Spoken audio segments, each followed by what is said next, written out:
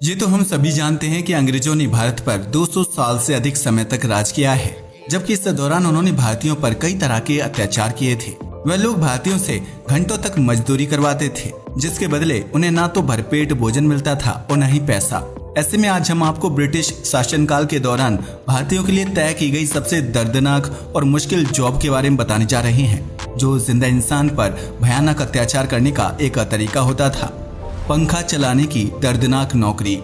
भारत में लगभग 6 महीने गर्मी का सीजन रहता है, जबकि इस दौरान पारा 40 डिग्री सेल्सियस के आसपास पहुंच जाता है।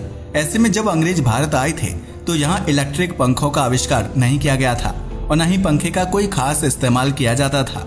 भारतीयों को गर्म तापमान में रहने की आदत थी, लेकिन अंग्रेजों के लिए गर्मी को सहन कर पाना बहुत ही मुश्किल था। लिहाजा उन्होंने लकड़ी और कपड़े की मदद से अलग अलग डिजाइन व आकार के पंखे बनवाए, जिन्हें चलाने के लिए भारतीय लोगों को नौकरी पर रखा गया था।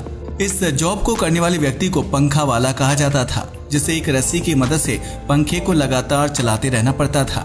पंखा वाला किसी भी समय रुक नहीं सकता था, क्योंकि जैसे ही वह रुकता था अंग्रेज उसके ऊपर लात घूसों की बरसात कर देते थे। अंग्रेजों के घर से लेकर ऑफिस और कोर्ट रूम में लकड़ी और कपड़े से बने बड़े बड़े पंखे लगे होते थे, जिन्हें लगातार चलाते रहना बहुत ही मेहनत और थका देने वाला काम होता था।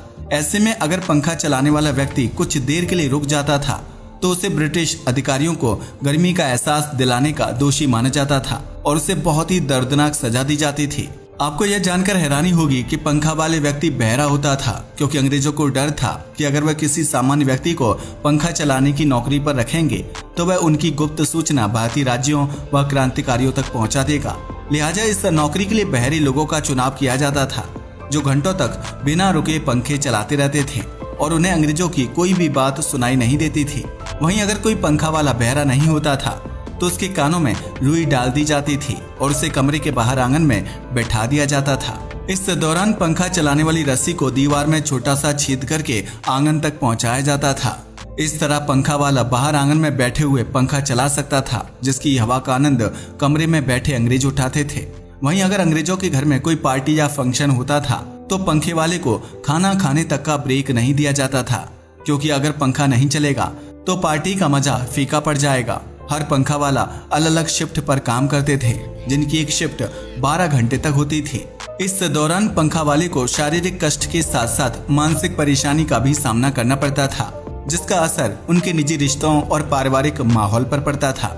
ऐसा नहीं है कि भारत में अंग्रेजों के आने से पहले हाथ से चलाए जाने वाले पंखों का इस्तेमाल नहीं किया जाता था, क्योंकि प्राचीन भारत में राजा महाराजा भी पंखे का इस्तेमाल करते थे। लेकिन भारतीय राजाओं को गर्म तापमान में रहने की आदत थी, लिहाजा उन्हें तेज और लगातार पंखे की हवा की जरूरत महसूस नहीं होती थी। प्राचीन भारत में पत्तों और कपड़ों से बने पंखे का इस्तेमाल किया जाता था, जिन्हें नौकर बहुत ही धीमी गति से राजा के पास ही चलाते थे और इससे उनके हाथों में दर्द नहीं होता था।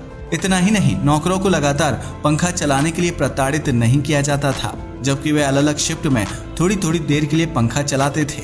इसी प्रकार मिस्र और जापान में भी हाथ से चलाए जाने वाले पंखों का इस्तेमाल किया जाता था, जिसमें जापान में बनाए गए पंखे हाथ से चलाने में काफी हल्के और सुविधाजनक महसूस होते थे।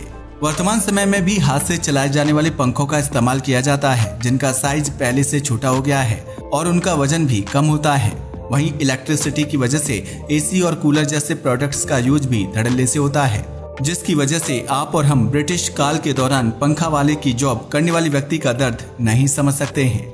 आज के लिए बस इतना ही। वीडियो पसंद आया हो तो इसे लाइक और शेयर करें। धन्यवाद।